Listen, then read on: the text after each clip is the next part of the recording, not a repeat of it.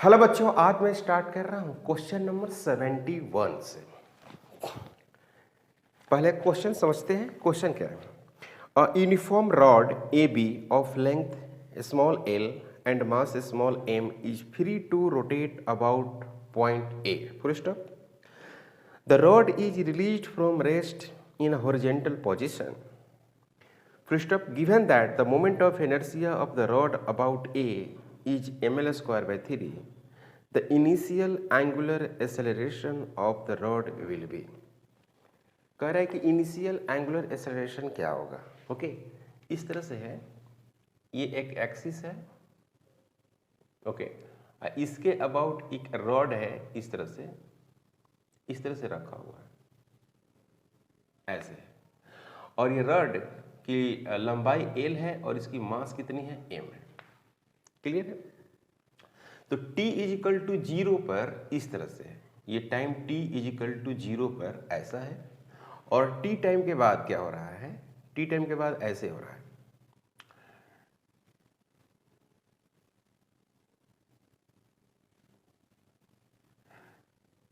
पहले ऐसे था,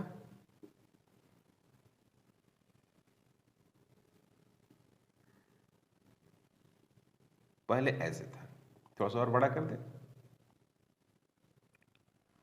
और कुछ समय के बाद कैसा हो गया? ये इस तरह से हो गया।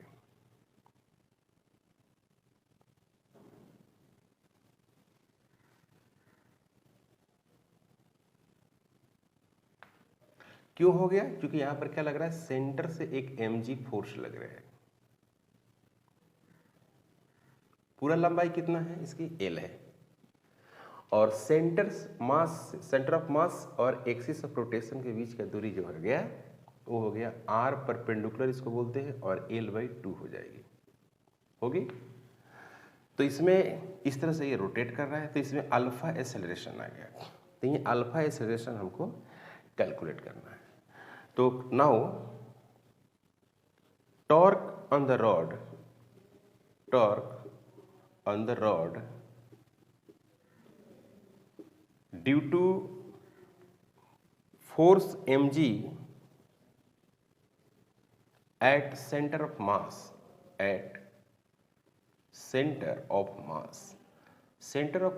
पे फोर्स लग रही mg, तो क्या लिखेंगे?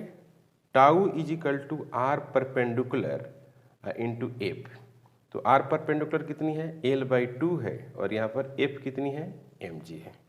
ये हो गई torque. Now torque due to rotation of the rod about the axis, इस एक्सिस के अबाउट ऐसे घूम रही है, इस तरह से घूम रही है। तो नाउ टॉर्क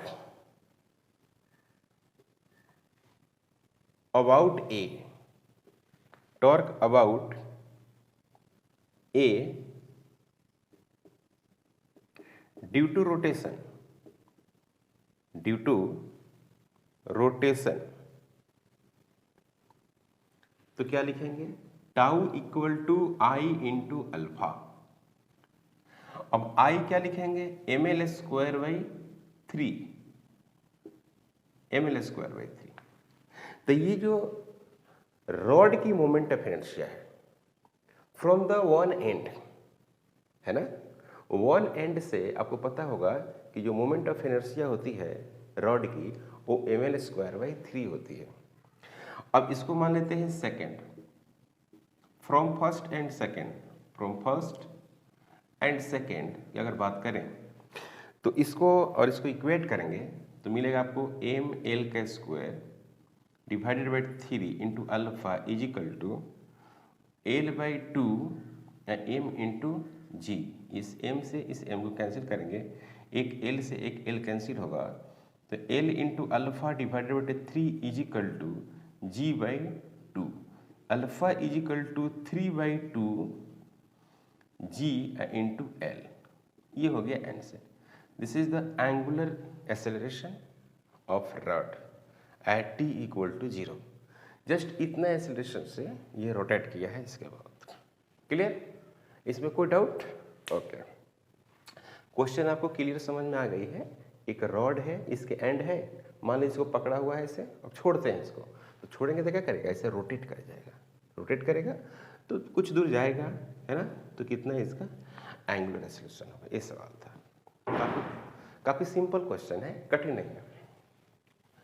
क्वेश्चन नंबर 71 हो गया। क्वेश्चन नंबर 72, अभी जितने भी क्वेश्चन हम लोग पढ़ेंगे आज वो टॉर्क से रिलेटेड होगा, torque and angular momentum. Next question 72, a wheel having moment of inertia 2 kg meter square about its vertical axis rotates at the rate of 60 rpm about its axis. Full stop. The torque which can stop the wheel's rotation in 1 minute would be. सवाल ये है 72 में कि एक wheel है, उसकी moment of inertia दिया हुआ है, मोमेंट ऑफ इनर्शिया, या ऐसे सिंपली लिखिए I is equal to 2 kg metre square. कोई problem? Okay. About vertical axis rotate about, omega जो दिया हुआ है, ओमेगा तो एंगुलर स्पीड दिया हुआ है 60 rpm, 60 रिवोल्यूशन पर मिनट। इसको क्या लिखेंगे, 60 इंटू 2 पाई डिवाइडेड बटे 60 रेडियन पर सेकेंड, ऐसा लिखा जाएगा। ये और ये कैंसिल होगा तो मिलेगा आपको 2 पाई रेडियन पर सेकेंड, ये आ गई आपको ओमेगा। क्लियर? नेक्स्ट है कि इसमें टॉर्क निकालना है, मतलब कि ये हो गया omega naught, this is the omega naught, और ओमेगा इसका क्या हो जाता है, जीरो। ओमेगा क्या होता है, जीरो, मतलब कि कह रहा है कि फाइनली स्टॉप हो जाता है। क्लियर? तो कितना इसमें टॉर्क लगाया जा रहा है, अब थोड़ा समझो। T इज इक्वल टू कितना लिया गया है, 1 minute, T is equal to 1 minute, मतलब कि 60 second, time is equal to 67 है। क्या कि एक इस तरह से एक डिस्क है, ओके, ये डिस्क है और ये हो गया उसका एक्सिस, ऐसे है, और इस तरह से ये रोटेट कर रहा है, डिस्क जो है इस तरह से रोटेट किया। तो इनिशियल इसका ओमेगा नॉट है। जैसे मान ली कोई फैन है, सपोज दैट कि कोई एक फैन है और ये इनिशियली क्या कर रहा है, रोटेट कर रहा है।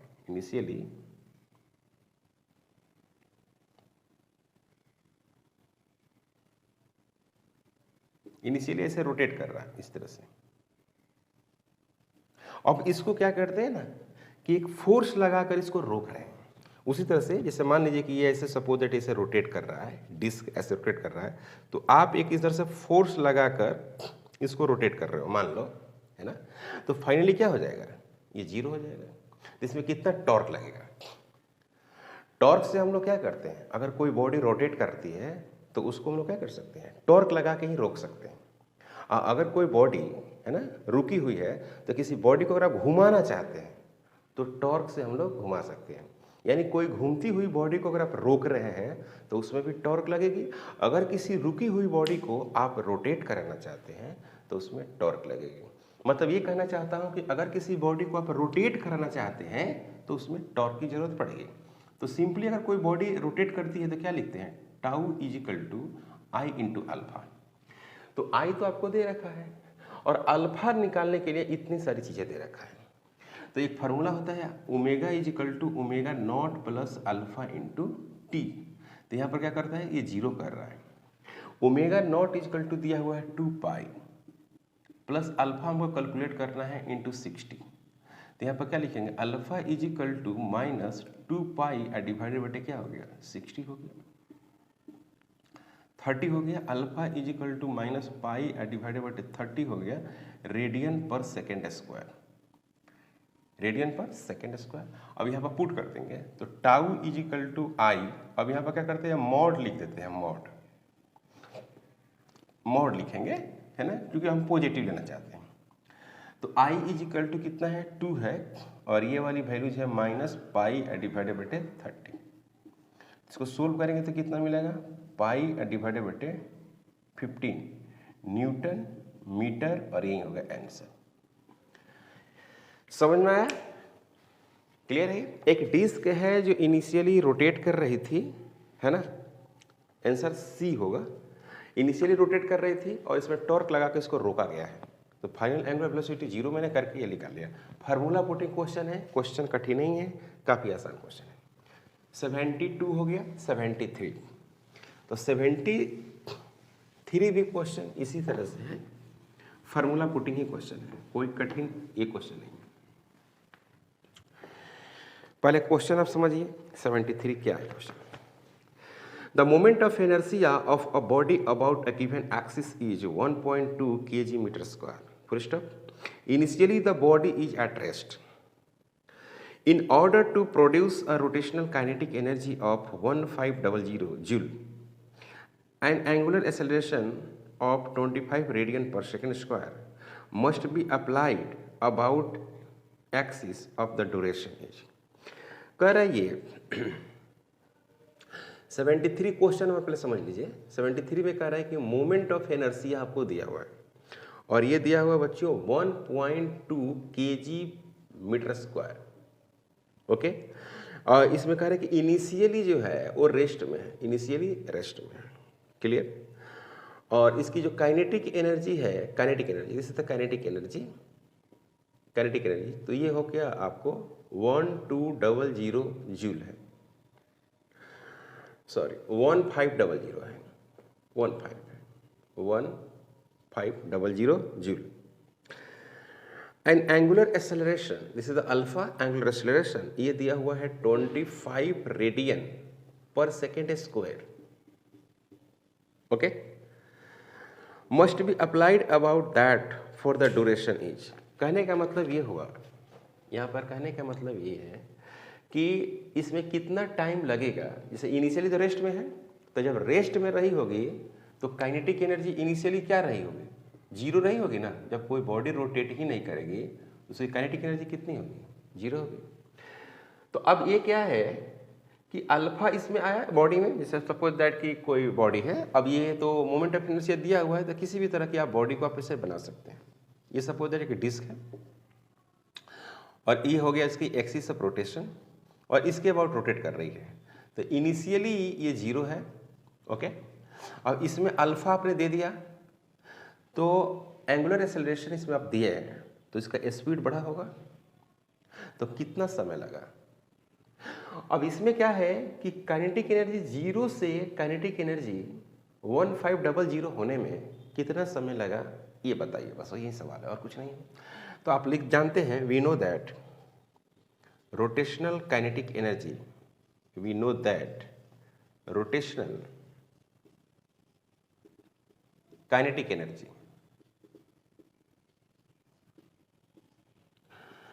क्या होता है। Rotational kinetic energy, kinetic energy is equal to 1/2 I into omega का स्क्वायर।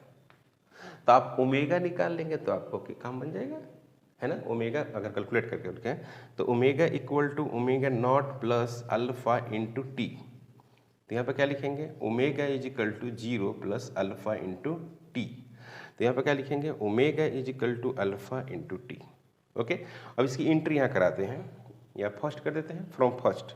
अगर फ्रॉम फर्स्ट की बात करें, फ्रॉम फर्स्ट, तो क्या लिखेंगे बच्चों, kinetic energy is equal to हो गया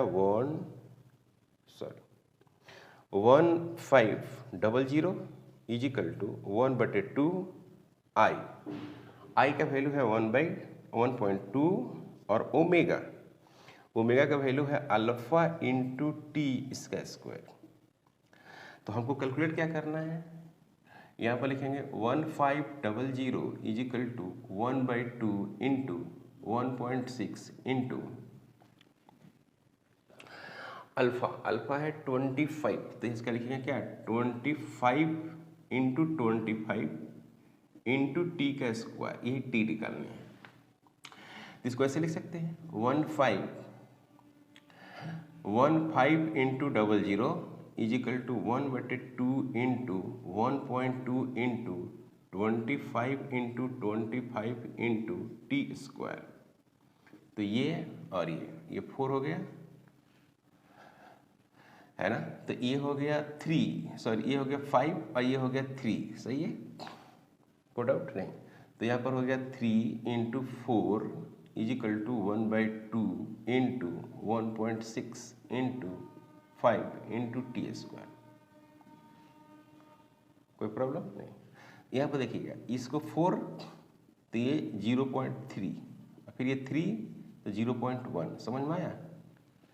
अब इसको आप सोल्व करेंगे तो आपको कैसा मिलेगा, यहाँ 1 मिलेगा, यहाँ पर 0.5 लिख रहे हैं और फिर 5 लिख रहे हैं और डिवाइडेड बाई 2 लिख रहे हैं, सॉरी 0.1 लिख रहे हैं, 0.1 इंटू 5 इंटू टी का स्क्वायर। इसको क्या लिखिएगा, 1 इजिकल टू 5, यहाँ पर लिखेंगे 20 इंटू टी का स्क्वायर, यहाँ पर लिखेंगे 4, तो टी स्क्वायर इजिकल टू 4, तो T is equal to √4, this is 2 second. 2 सेकेंड में उसकी काइनेटिक एनर्जी 1500 हो जाएगी। ये आंसर हो गया। आपको समझ में आया क्वेश्चन? आप क्वेश्चन पढ़ेंगे तभी समझ में आएगा, है ना। ये क्वेश्चन बैंक खरीद लेना है और क्वेश्चन को पढ़ना है, तभी समझ में आएगा। बात समझिए। Question number 74। अब 74 जो क्वेश्चन है, अब एंगुलर मोमेंटम से रिलेटेड क्वेश्चन हो गया। क्लियर है बात? एंगुलर मोमेंटम और कंजर्वेशन ऑफ एंगुलर मोमेंटम। तो आपने थ्योरी में एंगुलर मोमेंटम पढ़ा होगा। एंगुलर मोमेंटम हम किसको बोलते हैं, क्या होता है एंगुलर मोमेंटम, ठीक है ना।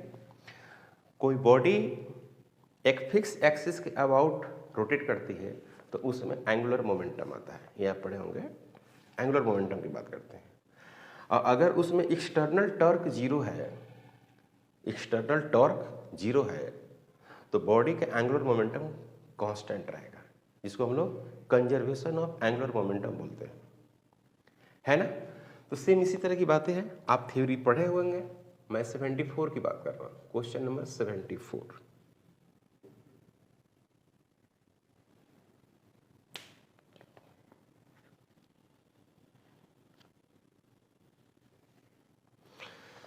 क्या है question number 74? A solid sphere is rotating freely about it's symmetry axis in free space. Full stop. The radius of the sphere is increased keeping its mass same. Which of the following physical quantity would remains constant for the sphere? Option A में है angular velocity, option B में है moment of inertia, option C में है rotational kinetic energy और option D में है angular momentum. आप समझिए कि इस तरह से एक स्फीयर है, लाइक दिस, इस तरह से स्फीयर, ऐसे स्फीयर लाइक, है ना, स्फीयर। इसका सेंटर है, ये है कि नहीं, ये इसका सेंटर है और इस सेंटर के अबाउट ऐसे रोटेट करता है। स्फीयर लाइक अर्थ, अर्थ की तरह है। अब इसकी क्या हो रही है ना, एम, मास एम है, ओके, और इसकी रेडियस क्या है, आर है। अब ये क्या हो गया कि इसका रेडियस बड़ा हो गया, रेडियस क्या हो गई, बड़ा हो गया, स्फीयर है।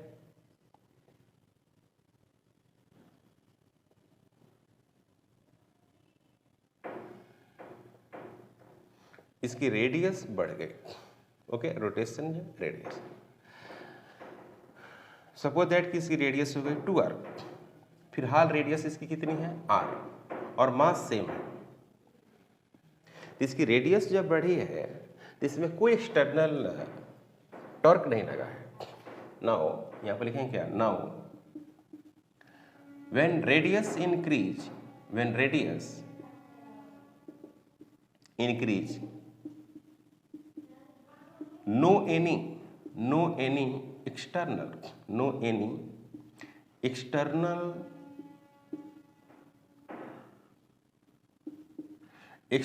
torque act, no any external torque act, so angular momentum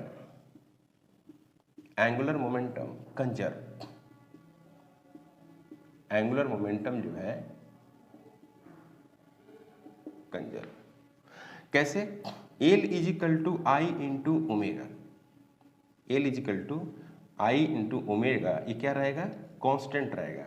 इसका मतलब ये हुआ कि रेडियस के बढ़ने से, ध्यान दीजिएगा, रेडियस के बढ़ने से, है ना, रेडियस के बढ़ने से ओमेगा क्या कर गया है, घट गया है, लेकिन मोमेंट ऑफ इनर्शिया क्या कर गया है, बढ़ गया है। तो जिस रेशियो में मोमेंट ऑफ इनर्शिया बढ़ा है उसी रेशियो में एंगुलर स्पीड इसका क्या है, घटा है। कब, जब रेडियस बढ़ा है तब। ऊपर एरो देने का मतलब कि बढ़ रहा है और नीचे एरो देने का मतलब क्वांटिटी क्या कर रही है, घट रही है। तो जिस रेशियो में बढ़ा है, अब ऐसे कोई कहे ये एंगुलर मोमेंटम है तो एल और एल। अब कोई कहे कि काइनेटिक एनर्जी भी कंजर्व रहेगी, नहीं, 1/2 आई इंटू ओमेगा स्क्वायर। तो जिस रेशियो में आई बढ़ा है उसी रेशियो में ओमेगा घटा है, तो ये स्क्वायर ना हो गया तो चेंज कर गया। समझ में आ रही बात है ना भाई। तो इस तरह से क्या होगा ना कि एंगुलर मोमेंटम इसका कांस्टेंट रहेगा। तो आप पढ़े होंगे ना,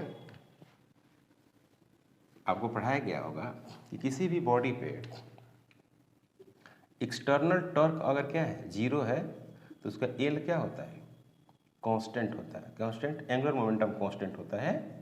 और न्यूटन्स लॉज ऑफ मोशन में पढ़े होगा कि अगर किसी बॉडी पर एफ एक्सटर्नल फोर्स क्या है, जीरो है, तो उसका लीनियर मोमेंटम कांस्टेंट होती है। बड़े ही सब उसी पर बेस्ट क्वेश्चन था, ये थ्योरेटिकल क्वेश्चन था।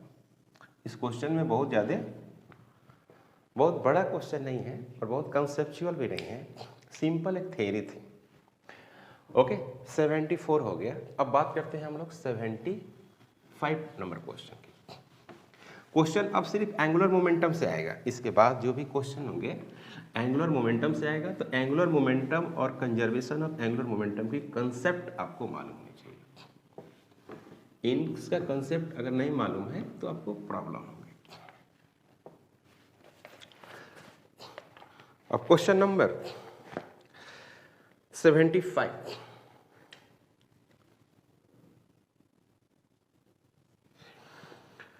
two disks of same moment of inertia rotating about its angular axis passing through center and perpendicular to its plane of disk has angular velocity omega 1 and omega t. Full stop. They are brought in contact face to face coinciding the axis of rotation. Full stop. The expression for loss of energy during the process is. अब इसमें ज़रा समझिए, ये थोड़ा बड़ा अच्छा है, ये थ्योरी है। इस तरह से दो डिस्क है, एक डिस्क ये हो गए, ओके, और एक डिस्क ये हो गई, दो डिस्क हो गए, और दोनों की जो मोमेंट ऑफ इनर्शिया है वो सेम है। मतलब कि दोनों जो डिस्क है वो सेम साइज का है। समझ में आया बात? दोनों जो डिस्क है वो क्या है बच्चों, सेम साइज का डिस्क है। ओके, इस तरह से कर दें, और इस तरह से ये रोटेट कर रही है, ये रोटेट कर रही है अलग वेलोसिटी से। मतलब कि ये एंगुलर वेलोसिटी ओमेगा 1 से रोटेट कर रही है, और ये जो रोटेट कर रही है ओमेगा 2 से रोटेट कर रही है। इसकी भी मोमेंट ऑफ इनर्शिया आई, इसकी भी मोमेंट ऑफ इनर्शिया आई, दोनों का मोमेंट ऑफ इनर्शिया आई है। ओके, और ये डिस्क है, क्या है, डिस्क, दोनों डिस्क है। तो ये जो कंडीशन है वो t बराबर 0, टाइम t इक्वल टू 0 पर इस तरह की कंडीशन है। तो मैं क्या करता हूँ कि इनकी अपनी एनर्जी लिखते हैं। तो पहला का जब एनर्जी लिखेंगे, काइनेटिक एनर्जी, पहला का काइनेटिक एनर्जी लिखेंगे तो क्या मिलेगा, 1/2 मिलेगा, आई मिलेगा, और ओमेगा 1 का स्क्वायर मिलेगा। उसी तरह से काइनेटिक एनर्जी 2 का मिलेगा, 1/2 आई इंटू ओमेगा 2 और इसका स्क्वायर मिलेगा। अब इसी तरह से काइनेटिक एनर्जी अगर हम बात करें इनिशियल काइनेटिक एनर्जी, तो 1/2 आई ओमेगा 1 का स्क्वायर और प्लस 1/2 आई और ओमेगा 2 इसका स्क्वायर। इसको सोल्व करेंगे तो मिलेगा 1/2 इंटू आई ओमेगा 1 का स्क्वायर और प्लस ओमेगा 2 इसका स्क्वायर। इस तरह से होगा। ये हो गई kinetic energy initial. Good out. अब क्या कह रहा है, ये t बराबर 0 की बात है। अब क्या है कि ये डाउन फॉल करेगा, ये क्या करेगा, डाउन इधर आ रहा है, ये इधर आ रहा है ना, ये नीचे गिरेगा नहीं, ये गिर रहा है। कह रहा है क्वेश्चन में कि कंबाइन कर जा रहा है। अब क्या है कि ये सरफेस जो है इसकी और इसकी सरफेस, दोनों सरफेस रफ है, दोनों सरफेस रफ है, तो ये ऐसे इस तरह से है और ऐसे गिरते गिरते गिरते गिरते आएगी ऐसे, इसमें क्या कर जाएगी, कांटेक्ट में आ जाएंगे, इंटरलॉकिंग हो जाएगा। तो इंटरलॉकिंग हो जाएगा तो एक का वेलोसिटी ज़्यादा हो सकता है, एक का कम है, अलग अलग है तो एक दूसरे पर क्या करेगी, रिलेटिव वेलोसिटी आ जाएगी, मतलब रिलेटिवली चलना चाहेगी। तो इंटरलॉकिंग में क्या हो जाएगी, वो मैंने मोलकुल जो है इंटरलॉक हो जाएंगे। इंटरलॉक हो जाएंगे तो दोनों क्या करेंगे, एक साथ चलेंगे, लेकिन शुरू में क्या होगा, फ्रिक्शन लगेगा, एक दूसरे के बीच रिलेटिव वेलोसिटी होगी, और फिर बाद में क्या हो जाएगी, जो ज़्यादा थी वो कम हो जाएगी और जो कम थी वो ज़्यादा हो जाएगी, मतलब कि दोनों साथ चलने लगेंगे। तो उसमें क्या होगा, हीट प्रोड्यूस करेगा। जब फ्रिक्शन आएगी तो हीट प्रोड्यूस करेगी। तो कह रहा है ना कि कितना एनर्जी लॉस किया, तो फिलहाल टोटल एनर्जी ज़्यादा है, और बाद में जब कांटेक्ट में आएगा तो एनर्जी करेगी लॉस। क्लियर है। तो अब क्या करते हैं कि टाइम टी की बात करते हैं। टाइम टी में क्या हुआ कि दोनों इसी में आके फिट हो गया, दोनों इसी में आ गया, ये वाला ऊपर से दोनों एक ही साइज का है, अब इसमें दोनों आ गया, देख रहे हैं ना, मतलब कि अब जो मोमेंट ऑफ इनर्शिया हो जाएगी, अब हो जाएगी इस तरह से बनेगी। अब ये क्या है, ओमेगा कॉमन एंगुलर वेलोसिटी, इसको क्या पढ़ेंगे, कॉमन एंगुलर वेलोसिटी, एक इक्वल वेलोसिटी हो गया। अब मोमेंट ऑफ इनर्शिया क्या हो जाएगी, I प्लस आई, मतलब 2I हो जाएगी। तो सबसे पहली बात ये होगा, इसमें सबसे पहली बात ये होगा कि कंजर्वेशन ऑफ एंगुलर मोमेंटम लगेगा। इसमें कोई एक्सटर्नल टॉर्क नहीं है, नो एक्सटर्नल टॉर्क, इसमें कोई एक्सटर्नल टॉर्क नहीं है। टाउ एक्सटर्नल 0 होगा, तो L initial is equal to क्या होगा बच्चों, एल फाइनल होगा, एल फाइनल होगा। तो पहला का एंगुलर मोमेंटम की अगर बात करें तो पहला का आई इंटू ओमेगा 1 और दूसरा का कितना हो जाएगा, आई इंटू ओमेगा 2, और इसका कितना हो जाएगा फाइनल, कांटेक्ट में आया तो 2I इंटू ओमेगा कॉमन, तो यहाँ पर होगा आई ओमेगा 1 प्लस ओमेगा 2 और डिवाइडेड बटे क्या हो जाएगा बच्चों, 2I is equal to omega common. हमको ओमेगा कॉमन नहीं कैलकुलेट करना है, हमको लॉस ऑफ एनर्जी कैलकुलेट करना है ना। तो अब इसकी फाइनल एनर्जी, इसकी जो फाइनल एनर्जी है, इधर के इनिशियल एनर्जी है, अब इसकी फाइनल जो एनर्जी होगी, यहाँ पर लिखते हैं फाइनल एनर्जी, के kinetic energy final is equal to 1/2 omega 2I into omega common इसका square. This is the final kinetic energy. So loss of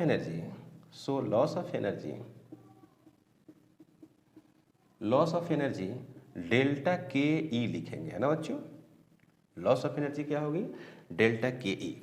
तो सबसे ज़्यादा एनर्जी किसकी थी, ई वाली, अब बाद में एनर्जी इसमें लॉस की है, तो लिखेंगे कि kinetic energy initial minus kinetic energy final. तो यहाँ पर लिखेंगे 1/2I ओमेगा 1 का स्क्वायर प्लस ओमेगा 2 का स्क्वायर माइनस यहाँ पर लिखेंगे 1/2I इंटू 2 ओमेगा कॉमन इसका स्क्वायर। गुड आउट, 1/2 इंटू आई और 1/2 इंटू आई कॉमन ले लेते हैं, अब इसे मिटाते हैं। ये जो घटना है वो टाइम टी की है, सही है, टी टाइम के बाद ऐसे आ गई। ओके, अब इसमें क्या करते हैं, इसको हटाते हैं, तो इसको कैलकुलेशन करना है और कुछ नहीं है, अभी कंसेप्ट इसमें नहीं रहा, अब इसमें करना है कैलकुलेशन। तो कैलकुलेशन आप करेंगे तो यहाँ पर डेल्टा के ई यानी लॉस ऑफ एनर्जी, इसको क्या पढ़ते हैं, loss of energy is equal to 1/2 into I. Okay, यहाँ पर क्या लिखेंगे, ओमेगा 1 का स्क्वायर, ओमेगा 1 का स्क्वायर प्लस ओमेगा 2 का स्क्वायर माइनस 1/2 आई कॉमन हो गया है और क्या बच जाएगा वहाँ पर, 2 बच जाएगा, 2 इंटू ओमेगा कॉमन ये बचेगा। तो यहाँ पर लिखेंगे 2 इंटू ओमेगा कॉमन, तो ओमेगा कॉमन ये है। ओके, तो क्या लिखेंगे, आई ओमेगा कॉमन लिख रहे हैं और ओमेगा 1 प्लस ओमेगा 2। ओके, और डिवाइडेड बटे 2i। ओके, और पूरा ओवरऑल का स्क्वायर हो जाएगा, होगा कि नहीं, ओमेगा कॉमन का स्क्वायर है, कॉमन का स्क्वायर। तो यहाँ पे ये और ये कैंसिल हो गया, कैंसिल हुआ तो आपको क्या मिलने वाला है जरा देखिएगा, 1/2 इंटू आई। ओके, यहाँ पर क्या मिलेगा बच्चों, ओमेगा 1 का स्क्वायर प्लस ओमेगा 2 इसका स्क्वायर। ओके, माइनस 2, इसको लिखेंगे ओमेगा 1 प्लस ओमेगा 2 इसका स्क्वायर डिवाइडेड बटे 4। ये कैंसिल 2 हो जाए, इसको ब्रेक करिए तो यहाँ पर मिलेगा 1/2 आई, 1/2 आई मिलेगा। और क्या मिलेगा, इसको यहाँ पर लेकर आइए, 2 ओमेगा 1 का स्क्वायर प्लस 2 ओमेगा 2 इसका स्क्वायर, इसको ब्रेक करिए, ओमेगा 1 का स्क्वायर माइनस ओमेगा 2 का स्क्वायर माइनस 2 ओमेगा 1 ओमेगा 2 और डिवाइडेड बाई 2। कोई डाउट नहीं।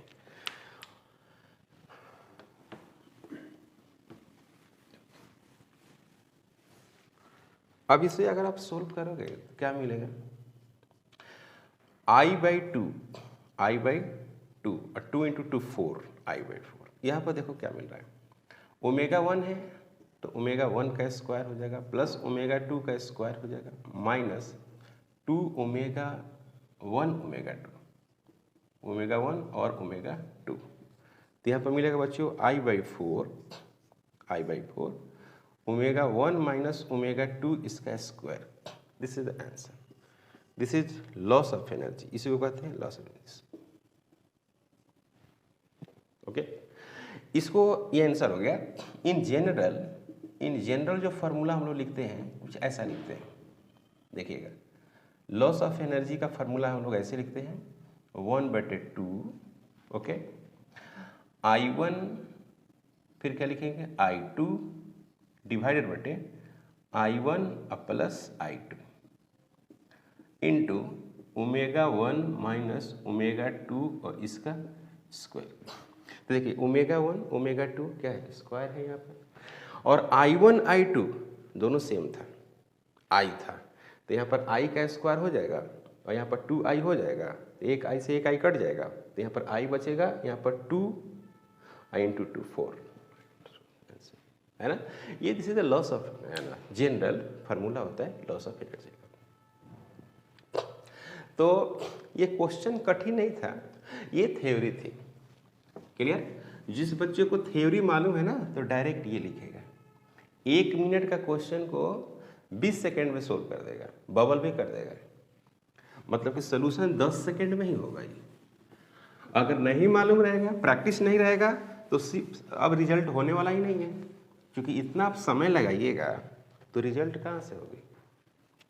इसीलिए प्रैक्टिस बहुत ज़रूरी है और टोटल पढ़ना बहुत ज़रूरी है। अब क्वेश्चन है 76, अच्छा क्वेश्चन है 76। 2 rotating bodies A and B of mass m and 2m with moment of inertia IA and IB और IB greater than IA है, have equal kinetic energy of rotation, full stop. If LA and LB be their angular momentum respectively, then कह रहा है कि L जो A है और जो LB है वो क्या है बच्चों, एंगुलर मोमेंटम। पहली बात कि आपके पास दो बॉडी है, एक ये बॉडी है और दूसरा एक बी बॉडी है, इसकी जो मास है वो m है और इसकी जो मास है वो 2m है। पहली बात, इसकी जो इसकी जो मोमेंट ऑफ इनर्शिया है वो आई ए है और इसकी जो मोमेंट ऑफ इनर्शिया है वो है आई बी है। नेक्स्ट जो बात इसमें लिखा हुआ है वो है आई जो बी है वो ग्रेटर देन आई ए है, ये लिखा हुआ है आपको, है इतना कंडीशन है। और जो एल ए है इसकी एंगुलर मोमेंटम क्या है, L A, this is the angular momentum और this is the L B, this is the angular momentum. तो आपको रिलेशन बताना है कि इसके क्या रिलेशन होंगे, सही है, आपको बताना है कि एंगुलर मोमेंटम में क्या रिलेशन होगा, ये सवाल है। ए एक कोई बॉडी है और ये कौन सा बॉडी है ये नहीं बता रहा है, ये आपको नहीं बताया गया है कि ये कौन सी बॉडी है। सिर्फ इतना बताया गया है कि दोनों का जो काइनेटिक एनर्जी है वो इक्वल है। कोई दिक्कत इसमें, कोई प्रॉब्लम नहीं है। तो आपको बताना है कि एंगुलर मोमेंटम में क्या रिलेशन होगा। तो सबसे पहली बात कि हमको मास से कोई मतलब नहीं है, क्योंकि हमको ये नहीं मालूम है कि ये कौन सा बॉडी है, ये नहीं मालूम है। तो सबसे पहली बात हम क्या करते हैं कि इसके काइनेटिक एनर्जी लिखते हैं। काइनेटिक एनर्जी के ए, तो क्या लिखेंगे 1/2 लिखेंगे, आई ए लिखेंगे और ओमेगा ए का स्क्वायर लिख देते हैं। फिर के बी लिख देते हैं और यहाँ लिखते हैं क्या 1/2 और आई बी लिख देते हैं, ओमेगा बी का स्क्वायर लिखते हैं। दो बॉडी है और रोटेट कर रही है। अब अकॉर्डिंग टू क्वेश्चन जो काइनेटिक एनर्जी है, काइनेटिक एनर्जी वो क्या है भाई, दोनों का सेम है। तो के ए इक्वल टू क्या करेंगे, के बी करेंगे।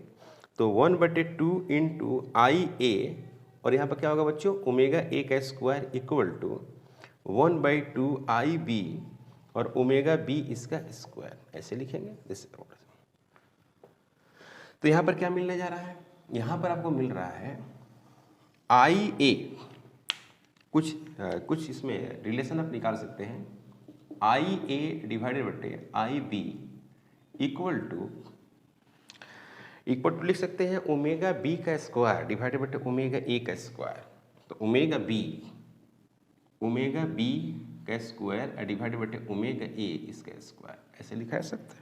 ओके, नाउ एंगुलर मोमेंटम, आपको पता है एंगुलर जो मोमेंटम होता है किसी बॉडी का एंगुलर मोमेंटम वो कैसे लिखते हैं, किसी रोटेटिंग बॉडी का angular momentum L equal to I into omega. तो L A is equal to I A omega A, same उसी तरह से L B is equal to I B into omega B.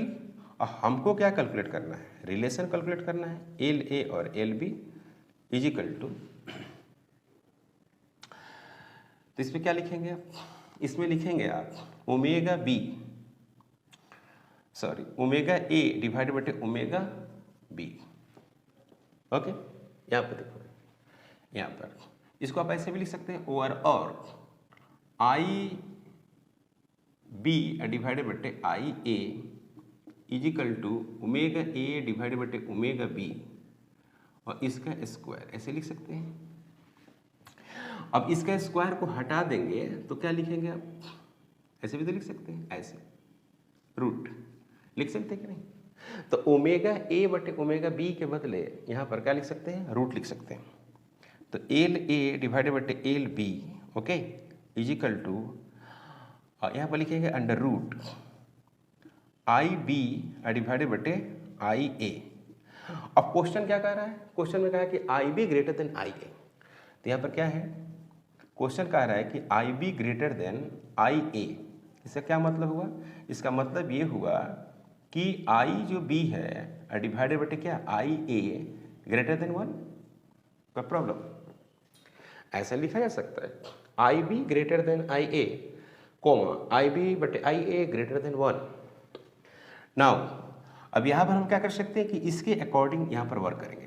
तो क्या लिखेंगे, एल ए डिवाइडेड बटे L B, इसको लिख सकते हैं ग्रेटर देन 1, इसको भी तो लिख सकते हैं ग्रेटर देन 1।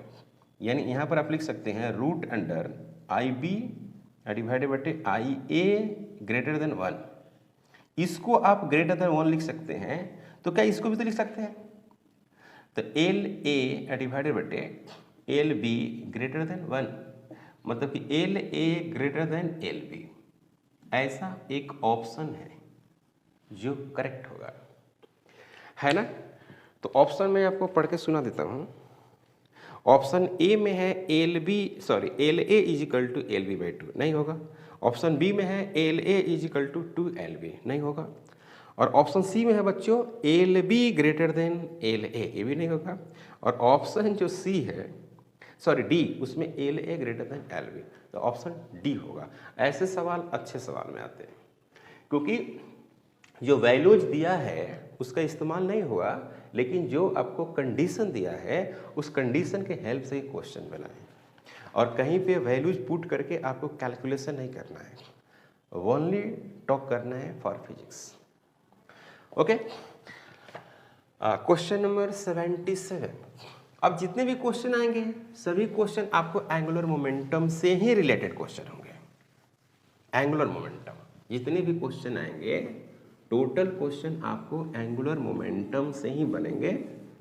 तो एंगुलर मोमेंटम काफ़ी इम्पॉर्टेंट टॉपिक है रोटेशनल डायनामिक्स में, और यही है रोटेशनल डायनामिक्स का क्वेश्चन, जिसमें आप बोलते हैं कि बहुत कठिन है। बहुत कठिन नहीं है, आसान ही क्वेश्चन होता है। Question number 77। Two disc are rotating about their axis normal to the disk and passing through center of the disk. Disk D1 has 2 kg mass and 0.2 meter radius and initial angular velocity 50 radian per second. Disk D2 has 4 kg mass, 0.1 meter radius and initial angular velocity 200 radian per second. Full stop. The two disks are brought in contact face to face with their axis of rotation coincides. The final angular velocity of the system is. काफ़ी simple है, काफ़ी simple है। बहुत बड़ा लिखा हुआ है लेकिन है काफ़ी सिंपल। पहली बात कि D1 एक डिस्क है, इसके कंडीशन दिया हुआ है। कंडीशन ये है कि इसके जो मास है, मास वो 2 kg का है, ठीक है। और इसको एंगुलर जो वेलोसिटी है वो 50 रेडियन पर सेकेंड है, 50 रेडियन पर सेकेंड दिया हुआ है। इसकी जो रेडियस दिया हुआ है वो 0.2 मीटर दिया हुआ है। क्लियर। अब डिस्क जो D2 है, D2 डिस्क, उसका अगर देखा जाए तो उसका मास दिया हुआ है, उसका भी ओमेगा दिया हुआ है और उसकी भी रेडियस दिया हुआ है। तो क्या दिया है मास उसका? D2 डिस्क का जो मास है वो 4 kg का है, और इसकी जो रेडियस है, ओमेगा है, वो है 200 रेडियन पर सेकेंड है, 200 रेडियन पर सेकेंड है। और इसकी रेडियस जो है वो 0.1 मीटर है। क्लियर, यहाँ तक कोई डाउट नहीं। सवाल ये है कि यहाँ पर ये डिस्क एक D1 डिस्क है, ये D1 है, और एक यहाँ पर क्या है D2 डिस्क है, और ये दोनों अलग अलग रोटेट कर रही है ना।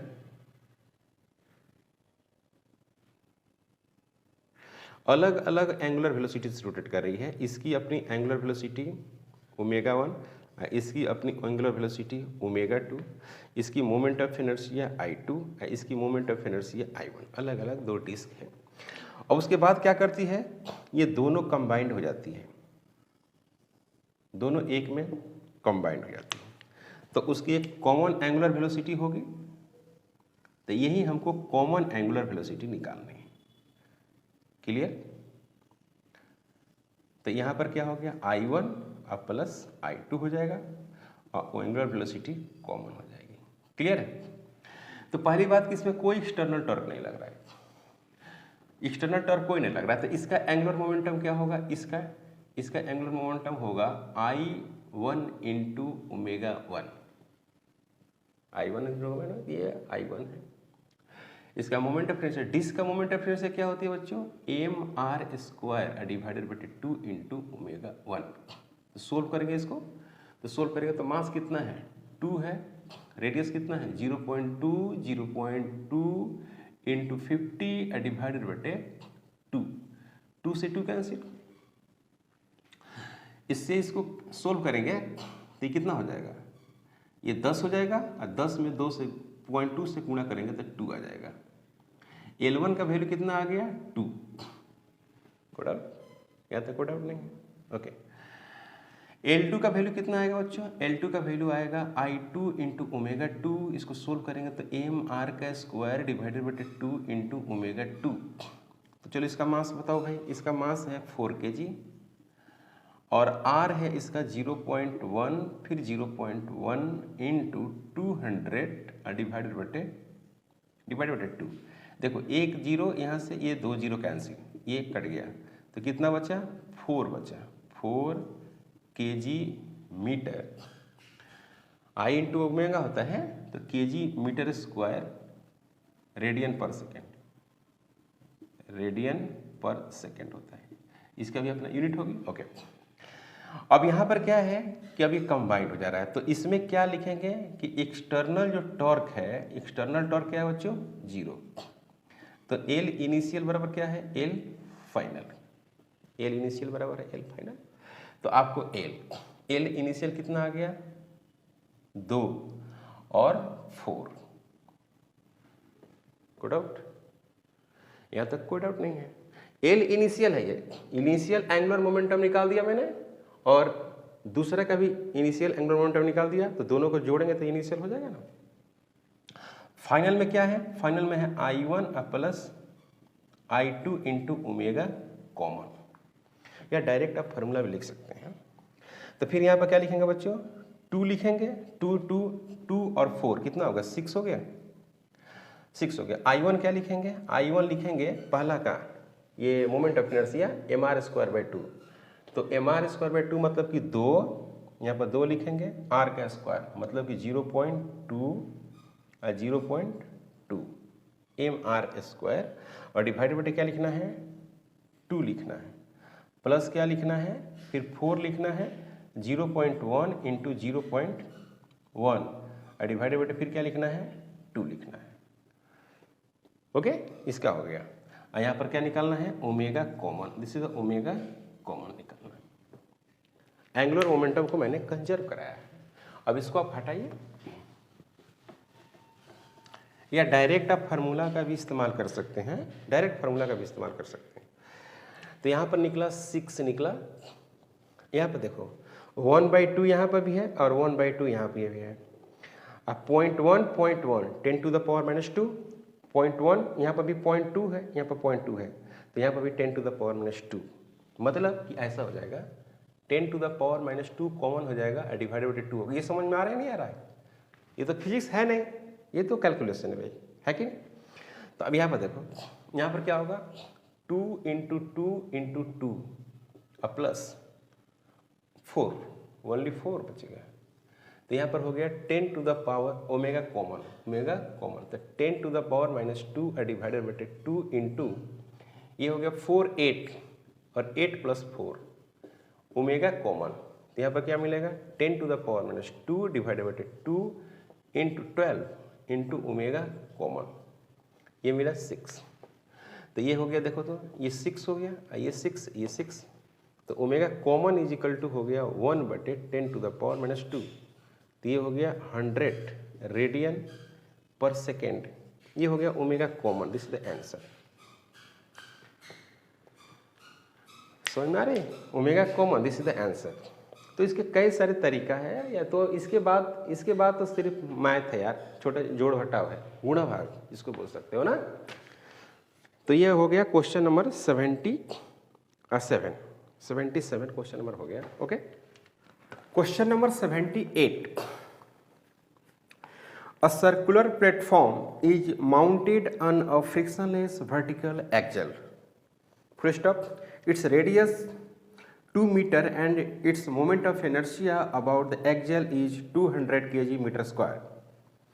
It is initially at rest. A 50 kg man stands on the edge of the platforms and begins to walk along the edge at the speed of 1 meter per second relative to the ground. Full stop.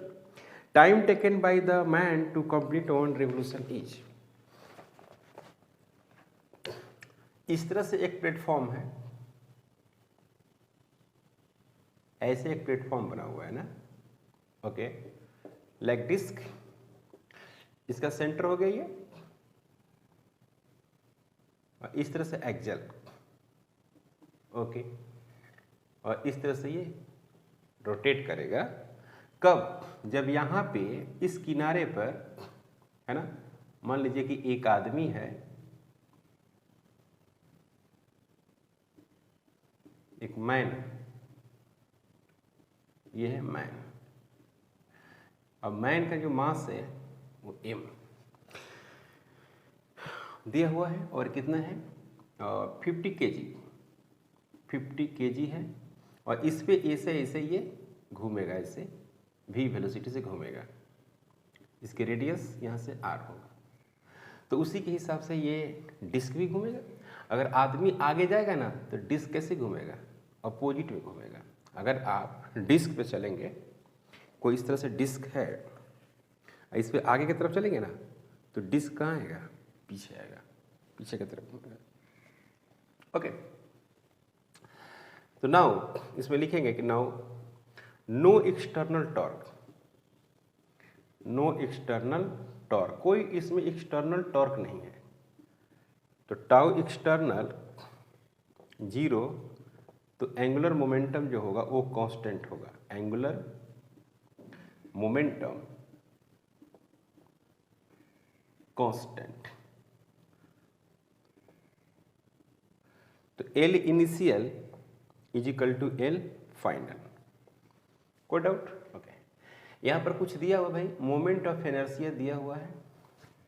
तो moment of inertia दिया हुआ है आपको 200 kg metre square, radius जो दिया हुआ है वो 2 मीटर, और मास दिया हुआ है 50 kg, और मैन का जो वेलोसिटी है v वो दिया हुआ है 1 मीटर पर सेकेंड। को डाउट? तो L इनिशियल क्या है? 0, इनिशियल रेस्ट में है, और फाइनल में 2 मोमेंटम, एक मैन का m v और r, m v r momentum हो गया, एंगुलर मोमेंटम, और अपोजिट में है तो ये हो गया I इंटू ओमेगा। तो m v r is equal to I into omega. तो यहाँ से आपको मिलेगा I का वैल्यू, सॉरी ओमेगा का वैल्यू आप निकाल सकते हैं यहाँ से। कैसे लिखेंगे? m v r डिवाइडेड बटे ओमेगा, सॉरी I। तो ओमेगा इज इक्वल टू जो मिलेगा m कितना है?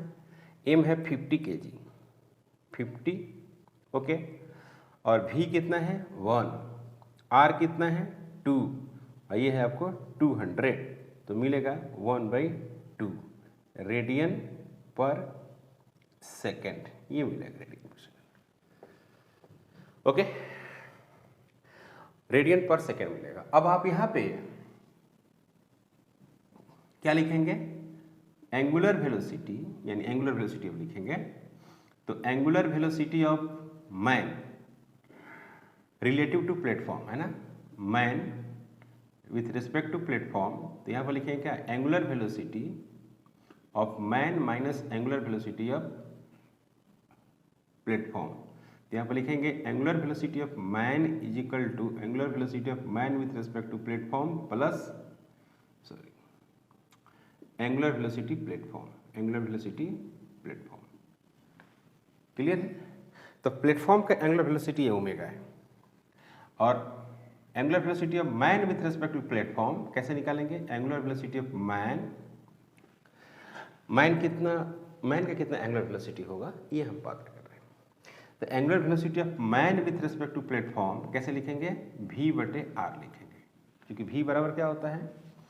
v बराबर होता है बच्चों r इंटू ओमेगा। तो ओमेगा इजकल टू क्या होगा? v बटे r, v डिवाइडेड बटे r, ये आएगा। ओके, और यहाँ पर आपको ओमेगा मिल गया, ये वाला वैल्यू प्लेटफॉर्म का ओमेगा, क्योंकि प्लेटफॉर्म का एंगुलर मोमेंटम ये लिखा हूँ मैं। ओके, तो यहाँ पर क्या लिखेंगे? ओमेगा मैन का इज इक्वल टू, ये v कितना है? 1, r कितना है? 2, ये भी वैल्यू कितना आ गया? 1/2।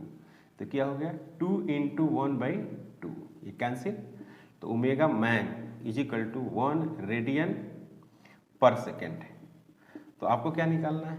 आपको निकालना है टाइम, टाइम निकालना है। तो टाइम कितना लगेगा यहाँ पर देखिए, 1 रिवोल्यूशन। तो t इज इक्वल टू हम लोग लिखते हैं क्या? थीटा बटे ओमेगा, ऐसे लिखते हैं। तो एक रिवोल्यूशन में कितना हो, 2 पाई एंगल, एक यहाँ पर, तो T time taken to complete one revolution, to complete one revolution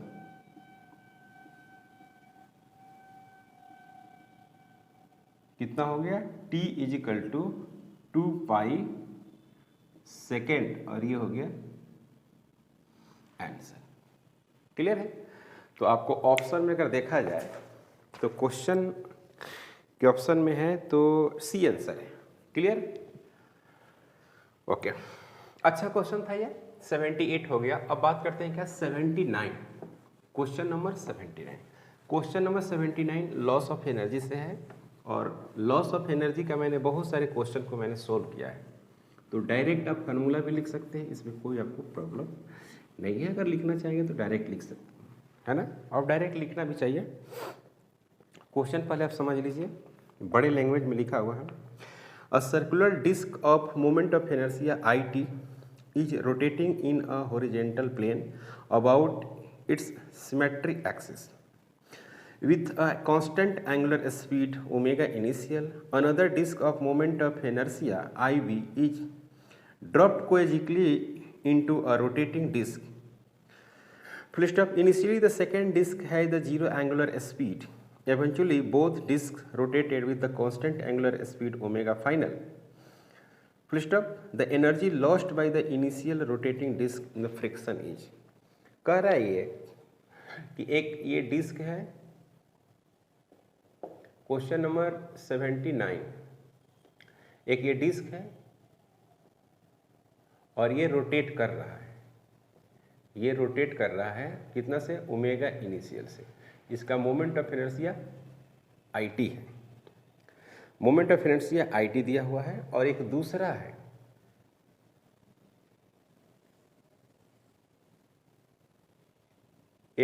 है इस तरह से जो IB है, ओके, और ये रेस्ट में है, ये किस में है, रेस्ट में है, और ये आकर इसमें कांटेक्ट में आ जा रही है ना, और दोनों क्या कर रही है, इस तरह से दोनों एक ही में सट जा रही है, और सट कर क्या कर रही है, फाइनल ओमेगा फाइनल से चल रही है। तो यहाँ पर क्या हो जाएगा, यहाँ पर हो जाएगा omega T plus omega IT plus IB हो जाएगा, फाइनल हो जाएगा। तो इसमें लॉस ऑफ एनर्जी निकालना है तो कई तरीका से आप कैलकुलेट कर सकते हैं।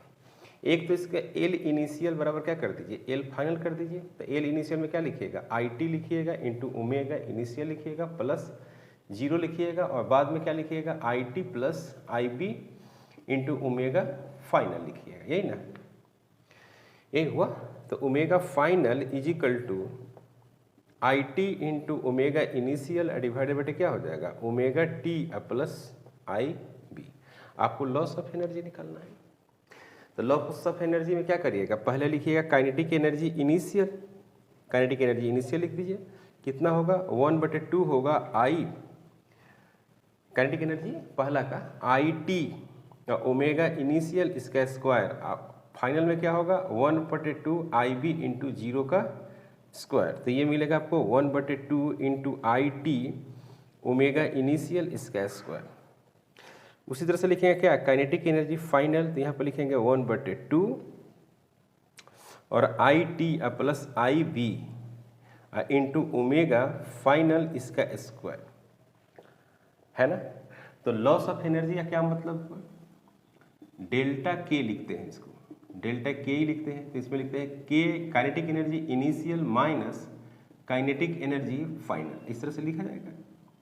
तो delta KE kinetic energy initial is equal to 1/2 IT और ओमेगा इनिशियल इसका square minus 1/2 IT 1/2 IT plus IB into omega final का स्क्वायर। तो ओमेगा फाइनल का स्क्वायर क्या है, ये रहा, तो इसको पुट कर दीजिए। यहाँ पर लिखेंगे क्या, IT into omega initial divided बटे I T plus I B, इसका क्या हो गया स्क्वायर। अब यहाँ पर क्या क्या कॉमन होगा जरा देख लो भाई, यहाँ पर हो गया 1/2 कॉमन आएगा और आई टी भी कॉमन आएगा और ओमेगा इनिशियल का स्क्वायर भी कॉमन आएगा, इतना सारे कॉमन आएंगे। तो यहाँ पर क्या बच जाएगा 1 बच गया, 1/2 कॉमन हो गया। इसमें देखिए ये स्क्वायर है ना तो एक कट जाएगा, देख रहे हो ना, समझ रहे हो। और यहाँ पर आई टी का स्क्वायर एक तो चला गया है ना, आई टी एक चला गया, ओमेगा स्क्वायर चला गया, तो सिर्फ बच जाएगा क्या, यहाँ पर आई टी बच जाएगा और यहाँ पर बच जाएगा I T plus I B. इसको सोल्व करो, तो इसको सोल्व जब करोगे तो आपको मिलेगा 1/2 आई टी ओमेगा इनिशियल इसका स्क्वायर और यहाँ पर हो जाएगा I T plus I B minus I T और डिवाइडेड बटे क्या होगा I T plus I B. सही बच्चों, ये और ये कैंसिल हो जाएगा, तो यहाँ पर मिलेगा क्या 1/2 आई टी ओमेगा इनिशियल का स्क्वायर और यहाँ पर हो जाएगा क्या आई बी भी हो जाएगा, आई और बी, और नीचे में क्या होगा, नीचे में होगा I T plus I B और ये आंसर होगा। देख रहे हैं, चेंज इन काइनेटिक एनर्जी मतलब कि हम लोग लॉस ऑफ काइनेटिक एनर्जी बोलते हैं। तो आंसर आपको ऑप्शन में देख लीजिए, तो ऑप्शन में है आपको डी में है 1/2 I T I B omega initial का स्क्वायर बटे I T plus I B.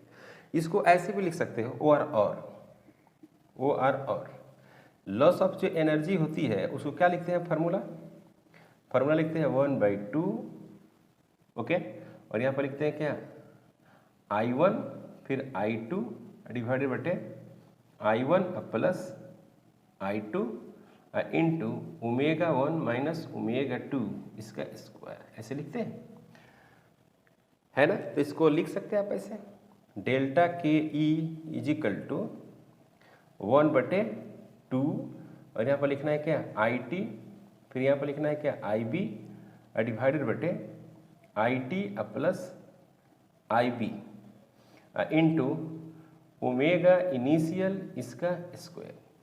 ये हो गया आंसर। गुड आउट है ना, तो ये आंसर है। तो डायरेक्ट फार्मूला का भी इस्तेमाल कर सकते हैं, ऐसा क्वेश्चन बहुत आता है।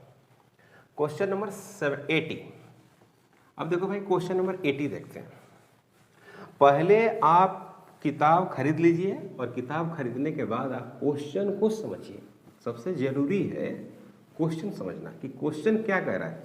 अगर क्वेश्चन आपको समझ में आ गया है तो बहुत ज़्यादा आप समझ सकते हैं बातों को। Question number 80। A thin circular ring of mass capital M and radius small r is rotating about its axis with constant angular velocity omega. Full stop. Two objects each of mass m are attached gently to the opposite ends of the diameter of the ring.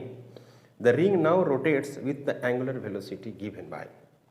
देखिए काफ़ी अच्छा सवाल है। इसमें है कि एक ring है, ये एक रिंग हो गया ओके, और ये इस एक्सिस से ये क्या कर रहा है, रोटेट कर रहा है, ऐसे रोटेट कर रहा है। सही बच्चों, और कितना से रोटेट कर रहा है, ओमेगा से। इसका मास कितना है, कैपिटल एम है, और इसकी रेडियस क्या है, स्मॉल आर। क्लियर। तो इसकी अपनी एक एंगुलर मोमेंटम होगी L is equal to I into omega. इसको आप इनिशियल लिख सकते हैं। तो रिंग के लिए मोमेंट ऑफ इनर्शिया क्या लिखते हैं, mr स्क्वायर लिखते हैं, बिल्कुल mr स्क्वायर इंटू ओमेगा। ये हो गया इक्वेशन नंबर फर्स्ट, ये हो गया इनिशियल एंगुलर मोमेंटम। अब क्या कह रहा है, हाफ पार्ट हो गया, हाफ पार्ट क्वेश्चन ये कह रहा है, और हाफ पार्ट में कह रहा है कि यही रिंग है, रिंग यही है ओके। एम इसका मास है, इसका रेडियस कितना है, आर है, और इसका मास कितना है, एम है। अब कह रहा है कि स्मॉल एम यहाँ पे, स्मॉल एम यहाँ पे, यहाँ भी स्मॉल है, यहाँ भी स्मॉल है, दो डायमेट्रिकली अपोजिट है ना। तो यहाँ पर ओमेगा 1 मान लेते हैं, ये निकालना है, ठीक है, इस तरह से। तो अब इसमें क्या है कि जो mg लगेगा इसका सीधे नीचे लगेगा, इसका भी mg जो लगेगा वो सीधे कहाँ लगेगा, नीचे लगेगा। तो जो फोर्स लग रहा है, दो ब्लॉक यहाँ पे रख देते हैं रिंग के अपोजिट में, तो दो जो फोर्स लग रहे हैं वो बिल्कुल कहाँ लग रहे हैं, एक्सिस के पैरेलल लग रहे हैं। तो इसके चलते कोई वर्क डन, कोई टॉर्क नहीं हो रही है। तो mg force, small mg force is parallel to, mg force is parallel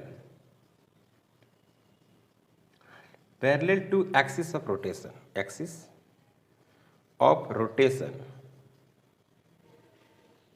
So no any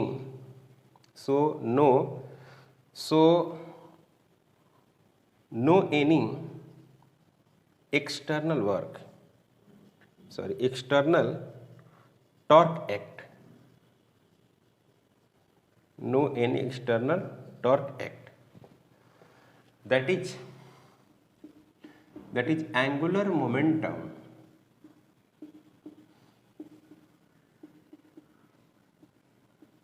conserve. Angular momentum क्या हो जाएगी, कंजर्व हो जाएगी। तो एल जो फाइनल होगा वो क्या हो जाएगा, एक तो रिंग का होगा, एक इसका मोमेंट ऑफ इनर्शिया होगा। तो क्या लिखेंगे, आई इंटू ओमेगा, आई वन लिख सकते हैं, ओमेगा वन लिख सकते हैं। तो आई का होगा, एक तो रिंग का होगा ही कैपिटल एम आर स्क्वायर, और इस बॉडी का होगा, इसके अबाउट क्या होगा, स्मॉल एम आर स्क्वायर, और इस बॉडी के लिए भी क्या होगा, स्मॉल एम आर स्क्वायर। तो ये तो आपको जानते ही हैं, ये हो गया ओमेगा वन। तो यहाँ पर क्या होगा, एम आर का स्क्वायर प्लस 2m आर का स्क्वायर, है ना, इंटू ओमेगा वन। क्लियर है। तो यहाँ पर क्या होगा, आर स्क्वायर कॉमन होगा, तो कैपिटल एम प्लस 2m, और यहाँ हो गया ओमेगा वन, तो ये हो गया एल फाइनल। को डाउट नहीं। तो ये हो गया आपको बी। तो एक्सटर्नल टॉर्क क्या है, 0 है, तो एल जो होगा एंगुलर मोमेंटम वो हो जाएगा क्या, कांस्टेंट, माने कंजर्व रहेगा। तो L initial is equal to L final. तो एल इनिशियल में क्या लिखेंगे, एम आर का square into omega is equal to R square capital M small two M into omega one. R square cancel, omega one is equal to M into omega divided बटे capital M plus 2m, और यही होगा answer. जब दो block को diametrically opposite रखा जाएगा तो आपको मिलेगा ओमेगा वन का वैल्यूज। तो ऑप्शन होगा आपको, ऑप्शन इसका होगा डी ऑप्शन होगा, इतना होगा इसका स्पीड। तो हम आज 80 तक सोल्व कर दिए, 10 क्वेश्चन आज मैंने सोल्व किया। तो नेक्स्ट लेक्चर में हम लोग 90 तक सोल्व करेंगे। आज का लेक्चर में यहीं पर स्टॉप करते हैं, मिलते हैं नेक्स्ट लेक्चर में। अगर आप हमारे चैनल पर नए हैं प्लीज़ सब्सक्राइब करें, शेयर करें। Thank you.